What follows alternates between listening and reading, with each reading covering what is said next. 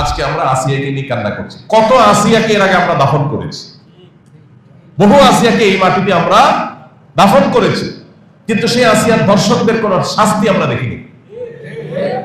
কোন আসিয়ার ধর্ষকদের দাফন আমরা করি নাই, আসিয়াদেরকে বহু দাফন আমরা করেছি।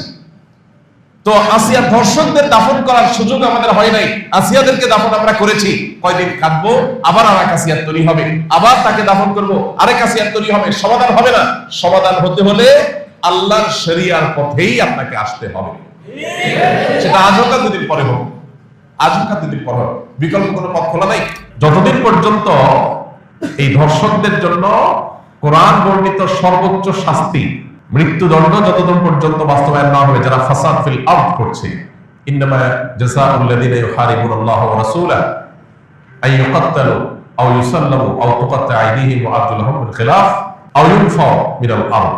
এই শাস্তি যতক্ষণ পর্যন্ত বাস্তবায়ন না হবে, চরম শাস্তি দেওয়া না হবে, এবং বিচারের যত ফাঁক ফোকর আছে এগুলো যতদিন বন্ধ করা না হবে, ততদিন পর্যন্ত আসলে এগুলো বন্ধ হবে না। আমরা কখনো কাঁদবো, কিছুদিন কান্নাকাটি করে আবার থেমে যাব, আরো কোনো আসিয়া কান্নার আওয়াজ আমাদের কানে আসবে, তখন আমরা আবার একটু লড়ে চলে বসবো।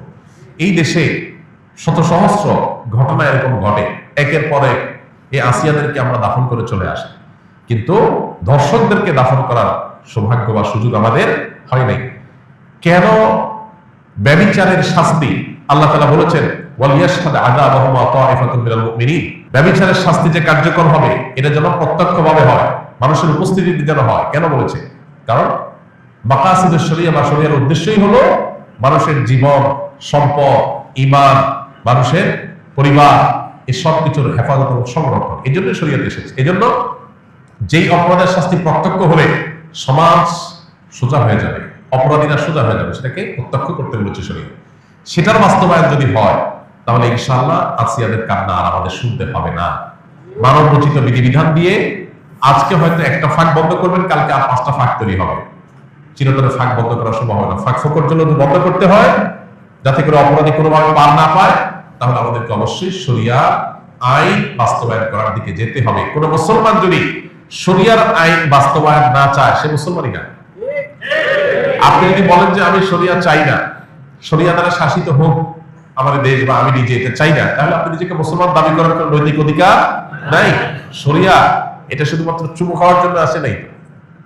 আপনি পারছেন না শরিয়া দ্বারা শাসিত হতে, অপরাধ বোধ আপনার মধ্যে আছে যে আমি পারতেছি না বা আমরা পারতেছি না, এটা একটা লেভেল পর্যন্ত চলে।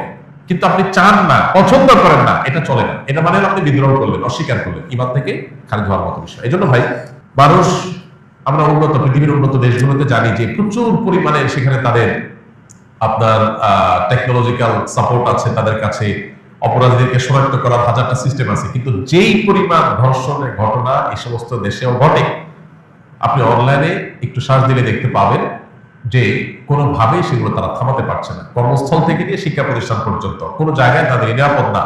নারীর নিরাপত্তা নিশ্চিত করবার জন্য শুধুমাত্র ইসলামী শরিয়ার বাস্তবায়নই না, ইসলামী বিধিবিধান এবং ইসলামী যে লাইফস্টাইল সেটা ফলো করা জরুরি। আপনি পর্ন সাইট গুলো সব ওপেন রাখবেন, এই পর্ন সাইট গুলো সব ওপেন রেখে সমস্ত আজে বাজে আর্টিকেল, সমস্ত উপায় খোলা রাখবেন যেগুলো দিয়ে মানুষের মধ্যে যৌন আকাঙ্ক্ষা পশুত্ব জেগে উঠে। এরকম হাজারটা রাস্তা খোলা রাখবেন। এই পশুত্ব জেগে ওঠার রাস্তাগুলো যখন খোলা রাখবেন স্বাধীনতার নাম দিয়া, তখন যার ভিতরে পশুত্ব জেগে উঠবে সে হাতের নাগালের কাছে যাকে পাবে তার উপরে সে ঝাঁপিয়ে পড়বে, তার পশুত্বকে সে চরিতার্থ করতে চাইবে। এই ধর্ষকের পশুত্বকে জাগিয়ে তোলার জন্য, এটাকে জাগ্রত করবার জন্য যে সমস্ত উপায়গুলো কাজ করছে সেগুলোতে আমাদের হাত দিতে হবে, সেগুলো থামাতে হবে। এত শব্দ সংবাদের মধ্যে একটা আনন্দের সংবাদ যে সরকারি ভাবে সব পর্ন সাইট গুলো বন্ধ করার ডিসিশন হয়েছে, আমরা শুনেছি পত্র পত্রিকার মাধ্যমে। এটা একটা গুড নিউজ। এখন আপনি বিজ্ঞাপনী, বিলবোর্ড, বিনোদন, উপন্যাস, বিভিন্ন নামে অনবরত যৌন অভ্যন্তরা সৃষ্টি করবেন, যৌন আকাঙ্ক্ষা মানুষের মধ্যে জেগে উঠে, এটার জন্য হাজারটা উপায় বের করবেন। এরপরে বলবেন সবাই নিজেকে নিয়ন্ত্রণ করা। এটা হাস্যকর। ইসলাম এই আইডিওলজিতে বিশ্বাসী না। ইসলাম বলে, আল্লাহ বলেছেন ওয়ালা তাকরাবুজ জিনা, তোমরা জিনার কাছেও যেও না, কারণ জিনার কাছে গেলে মানুষ জিনা থেকে ফিরে আসতে পারে না।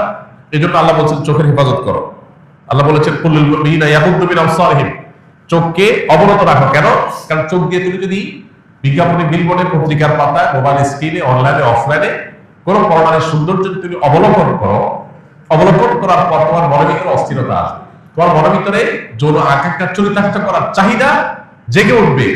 এই যে জেগে উঠবে, এই জেগে ওঠার পর এটাকে নিয়ন্ত্রণ করাটা কঠিন কাজ, সবাই পারে না, কেউ পারে, কেউ অ্যাক্সিডেন্ট করে। এই জন্য শরীয়ত বলেছে নিয়ন্ত্রণ করতে, আর আজকের ভোগবাদী পৃথিবী বলছে অনিয়ন্ত্রিত করতে, স্বাধীনতার নাম দিয়ে।